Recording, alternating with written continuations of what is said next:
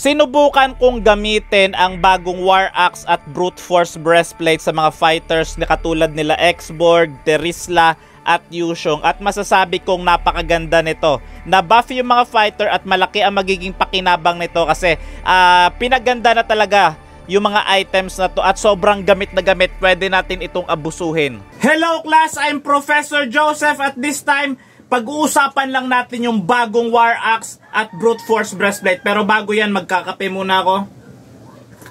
Mabilis lang to. So ganito yan, itong mga items na to pang fighter ito. So sobrang makikinabang at pwedeng abusuhin ng mga fighters ito. At nasa fighter meta na tayo ngayon. Pwede kayong mag-jungler fighter, pwede kayong mag-XP lane, pwede rin mid lane. Basta kayang-kaya nyong panindigan ng pagiging fighter nyo. At ang kagandahan sa mga fighter mains ay kaya kanila ipaglaban. Fighter main. Napakaganda ng pagkakabuff dito sa War Axe kung saan kapag nagdi-deal ka ng damage sa kalaban, magkakaroon ka ng extra damage at extra spell vamp din. At 6 na lang yung stock ng War Axe ngayon, hindi na siya 8 katulad na dati. So mabilis siya mapuno ngayon at madali na lang talaga ma-full stock yung War Axe. At nagbibigay rin siya ng true damage. Dati penetration yung naibibigay niya, ngayon true damage na. At pumunta naman tayo dito sa Brute Force. Ang Brute Force naman ngayon, nagbibigay na siya ng extra physical and magic damage. At naging 6 na rin yung stock ng Brute Force. At nagbibigay rin siya ng 15% control duration reduction. So sa madaling sabi, halimbawa meron sobrang daming stun sa kalaban, hindi ka sobrang tagal masastun dahil sa Brute Force Breastplate.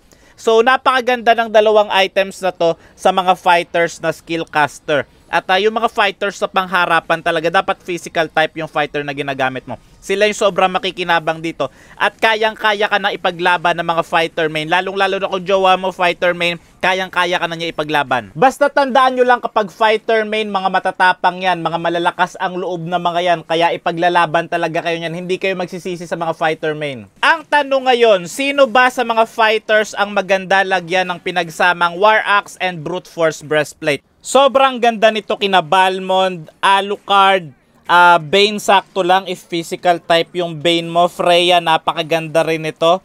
At kay Sun medyo okay lang din, sakto lang din. Kay Ruby napakaganda nito, kay Alpha ganon rin, sobrang ganda. Kay Hilda okay lang din, sakto lang. Kay Lapu-Lapu maganda rin to, kay Lapu-Lapu, the best to kay Lapu-Lapu. Siguro si Grak kung fighter type na Grak yung gagawin nyo. Fighter tank po kasi si Grak. Jawhead okay lang din, sobrang ganda ni Jawhead kapag meron siyang mga ganitong items. At Marty sobrang ganda rin lagyan nito. At dito rin kay Leomord maganda rin to. Tamus okay rin, maganda rin. Mincitar maganda rin to kay Mincitar. At maganda rin, sobrang ganda nito kina Terisla, kina X-Borg. Dirot okay lang din, maganda rin naman. Pagdating naman kay Masha, siguro sakto, pwede na rin. Yushong sobrang ganda lagyan nito. Benedetta sobrang ganda lagyan nito. Khalid okay rin, maganda. Ay hindi, sobrang ganda nito kay Khalid. Barats okay rin, maganda to kay Barats. Pakito okay rin. Maganda rin to kay Pakito. Kay Olus okay lang din, sakto lang. Kay Yin okay lang din, sakto lang. At kay Fredrin, maganda rin to, ganon rin kay Arlot, sobrang ganda rin ito.